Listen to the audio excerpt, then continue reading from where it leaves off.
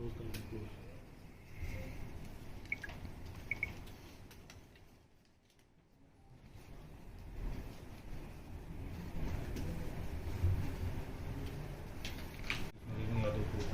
दिया गया, तो उसमें क्या कुछ घटना सामने आया? देखिए, दिनांक 3 अक्टूबर को थाना पीजीआई पुलिस को एक सूचना मिली थी कि रेणु यादव पत्नी रमेश यादव, जो कि बाबू खेड़ा कल्ले पश्चिम गांव की रहने वाली हैं, कुछ अज्ञात व्यक्तियों द्वारा इनके घर में चोरी के इरादे से घुसे और इनको घायल कर दिया गया, जिसके बाद इनको जब अस्पताल लेकर गए तो इनकी मृत्यु हो गई। साथ ही साथ एक पुलिस को ऑडियो भी साझा की गई थी, जिसमें कि इनके जो पुत्र निखिल यादव हैं, उनके द्वारा ये बताया गया था कि ये जो चोर हैं उनकी मां को घायल करके भाग रहे हैं और अब निखिल को मारने के लिए उनके पीछे भी लगे हुए हैं। इसमें हमने मृतका के पति की तहरीर पे संगत धारा में अभियोग पंजीकृत कर लिया था और इसमें 5 टीमें हमने इसकी घटना के सफल अनावरण के लिए गठित कर दी थी।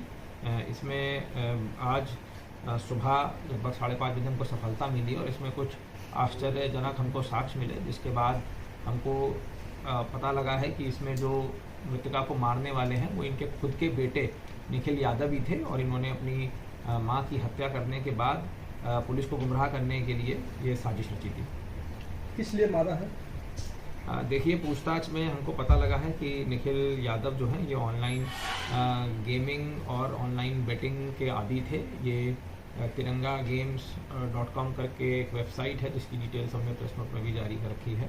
ये उसमें बेटिंग करा करते थे, जो कि संभवतः ये इलीगल है और उसकी इनकी लत लगी हुई थी, जिसके बाद इन्होंने फ्लैश वॉलेट और तमाम एम पॉकेट नाम की वेबसाइट से फ्लैश लोन ले रखा था, जहाँ पे इनको साइबर फ्रॉडस्टर ने इनको ब्लैकमेल भी कर रहे थे, जिसके बाद पैसे को रीपे करने के लिए, लोन को रीपे करने के लिए उन्हें कृत करा है। इस घटना में क्या अकेले थे कि और कोई था? देखिए, घटना में ये अकेले ही हैं। इन्होंने बताया है कि जब ये घर पे ज्वेलरी चोरी करने गए थे, अलमारी से ज्वेलरी चोरी कर रहे थे और वहाँ से निकल के जा रहे थे, तब इन्हें शक था कि इनकी माँ को इसके बारे में पता लग गया है, जिसके बाद इन्होंने पास में पड़े पेचकस से उनके गले में पहले पेचकस मारे और उसके बाद पास में पड़े सिलेंडर से उनके सिर पे चोट मारी थी। सर, ये हत्या के बाद सर कहाँ थे, कितने दिन ये कहाँ इन्होंने देखिए, इन्होंने जब ये हत्या कारित करी उसके बाद ये अपने पिता की जो स्प्लेंडर बाइक थी उस पर बैठ के वहाँ से निकल गए और ये कैंटोनमेंट होते हुए चारबाग रेलवे स्टेशन पहुंचकर इन्होंने त्रिवेणी एक्सप्रेस जो ट्रेन है वो पकड़ ली थी और उसके बाद ये इनकी गिरफ्तारी फतेहपुर से हुई है।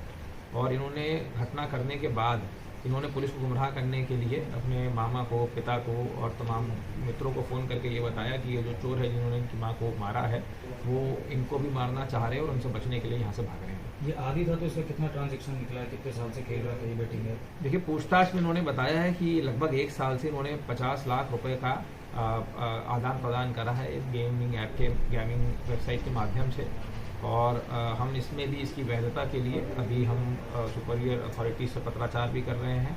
बताया गया है कि ये गेम ऑफ चांस है, गेम ऑफ स्किल नहीं है, इसमें ये जुआ सट्टा बिल्कुल बैंड है ऑनलाइन। इसके लिए हम इसकी वैधता के लिए हम कम्युनिकेशन भी कर रहे हैं। सर, ऑनलाइन गेम के बारे में क्या परिवार को पहले से मालूम था? देखिए, परिवार वालों को कुछ पता था क्योंकि इसने पहले भी अपनी माँ के जो ज्वेलरी है उसको गिरवी रखा था, इसके मित्रों को पता था और ये इसका आदी था और ये इसके मित्रों के साथ ही खेला करता था। सर, कितने कैमरे देखे गए होंगे लमसम इनकी गिरफ्तारी के लिए? कई 100 कैमरे हमने देखे। सर, ज्वेलर्स वाले सामान गिरवी रख लेते हैं तो इन पे भी क्या कुछ ऐसी कार्रवाई होगी जो? देखिए, देखते हैं, इसमें पता लगता है कि उनका क्या ऐसा मैलिफाइड इंटेंशन था, नहीं था, उन्हें पता था या नहीं था। क्योंकि अमूमन ऐसा देखा जाता है कि चोरी या अन्य मामलों में ये सब सामान रख लेते हैं, तो कुछ क्लैरिफाई कुछ ऐसा? ये एक बालिग व्यक्ति हैं, ये इनकी 20 साल की उम्र है, ये BA के छात्र हैं, तो इसमें भी इसमें जांच पड़ताल करेंगे कि क्या इनकी वैधता है नहीं। इससे पहले जो जेवर इन्होंने गिरवी रखी थी सर, वो कितने दिन पहले रखी थी? कुछ महीने पहले इन्होंने रखा था, एक बार इन्होंने ज्वेलरी रख के गिरवी रख के उसको छुड़ा लिया था, उसके बाद दोबारा भी एक ज्वेलरी इन्होंने वर्तमान में भी गिरवी रखी। इस बीच सर परिजनों को पता नहीं चला कि जेवर गिरवी रखा है? परिजनों को इसके बारे में जानकारी। ये सब पैसे के लेन देन अपने खाते में लेते थे कि परिवार के भी खाते में लेते थे? देखिए, पैसा ये खुद लिया करते थे, ये इनका ऑनलाइन वॉलेट जो फ्लैश ऐप है ये अपने खाते में लिया करते थे और उसके बाद फिर ये गेम में जो पैसा जब उनको रीपे करना होता था, गेम वालों को, जुए को जो पैसा देना होता था, उसके लिए ये ऑनलाइन पेमेंट करते थे, UPI QR कोड, जो कि वो सब ऑनलाइन डिजिटल प्लेटफॉर्म से उसके माध्यम से करा। सर, माँ ने विरोध जताया था या केवल शक के दायरे में ही मार दिया है? देखिए, इन्होंने पूछताछ में बताया है कि इनकी माँ जिस कमरे में ये चोरी कर रहे थे बार बार आ जा रही थी, उसके बाद ये आके सो गई थी, तो इनको शक था कि इनकी माँ को पता लग गया है, जिसके चलते इन्होंने अपनी माँ को मार दिया। सर करीब 70,000 रुपए भी गायब थे निखिल के साथ, तो उसमें उस संबंध में कोई बरामदगी हुई है? तो ऐसा कुछ बरामदगी नहीं हुई, इनके द्वारा बताया गया इन्होंने खाली ज्वेलरी चुराई थी, वो पूरी पर्सन बरामद कर ली गई है। सर टीम को क्या सर कोई इनाम घोषित हुआ? टीम को 10 से 25,000 का इनाम दिया जा रहा है।